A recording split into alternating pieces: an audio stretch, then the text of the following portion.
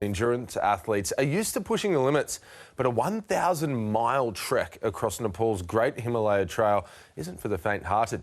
Navigating remote, rugged and sometimes undefined trails, Samantha, Gash and friend Jessica Ling set out for the mammoth journey to raise money for World Vision's work in Nepal, helping to empower rural women and girls. Back on home soil, Samantha joins us now from Sydney. Samantha, congratulations. I mean, there must have been some pretty daunting moments in the trek. Take us through the highs and lows of it.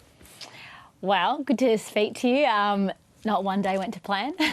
we prepped this project for a long time and had this incredible spreadsheet and really defined what it would look like and where you'd go each day, how far you'd go.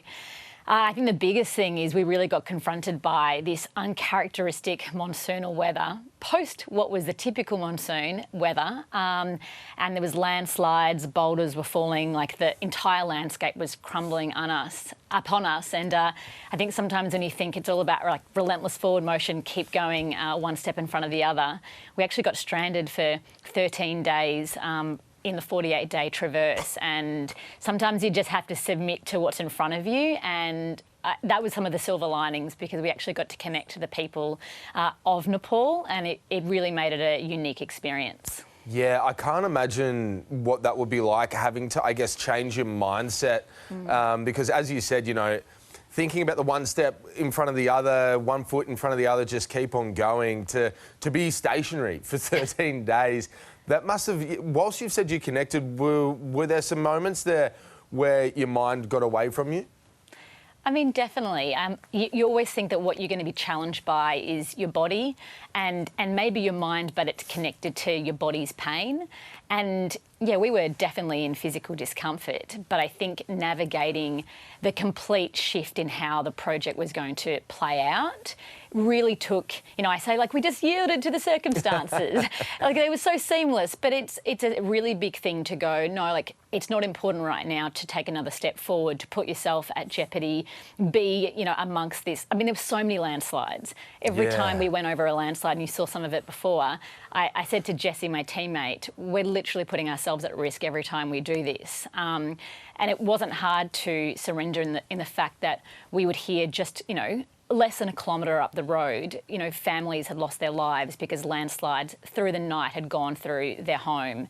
People were losing their livelihood, no one had firewood anymore, and it was going to be a really tough winter coming for so many of the communities and villages of these very, very remote parts of Nepal. So I think what we thought was going to be challenging wasn't so much, and we were thrusted with an entirely different experience. Yeah, I mean, I'm so impressed, and it must have been such a pivot in your mindset. Now, this was all for a really good cause. How much money has been raised thus far, and where is the money going to be going? We have raised a bit over $85,000 so far to fund some programs in rural Nepal, specifically related to women's empowerment, access to education, basic health care, exploring some of the taboo customs related to menstruation, systemic issues that create inequality in some of these very regional parts of Nepal, which don't just affect in a positive way the women in those communities, but also the entire community that they're connected to. And you can see in that incredible footage right then, Jessie and I were able to visit with World Vision these programs, meet the beneficiaries and hear directly from their personal experiences. And I think that was something that helped us stay very, very present throughout the project and always kind of keep crafting the next best plan with that in context. I actually think we went to like Plan T by the end. Didn't even know that Plan T existed.